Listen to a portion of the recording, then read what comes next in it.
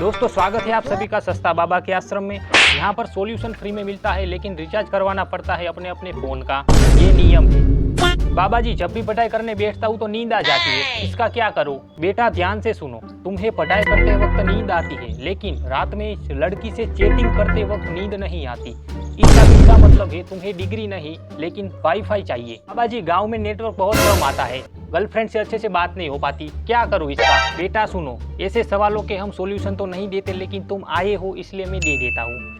जब भी गांव में नेटवर्क की कमी हो तो टेरेस पे चढ़ जाओ, टावर मिले या ना मिले पड़ोस की लड़की जरूर मिल जाएगी, मेरा आशीर्वाद है तुम्हारे साथ। बाबा जी लड़की इंप्रेस कैसे करें?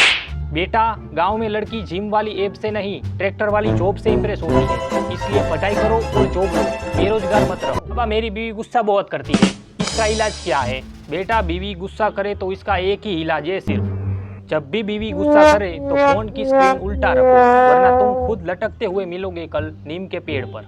आया समझ में? बाबा जी ये सब तो ठीक है, असली सुकून कहाँ है जीवन में ये बताओ सबसे पहले। बेटा असली सुकून तो ना तो बिजली के आने के फैन चलने पर है और ना तो व्हाट्सएप पे लड़की का टाइपिंग देखने में है।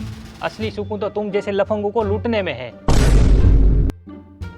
बेटा શું કાંઈ વિડીયો બનાવો, શું વિડીયો બનાવજો?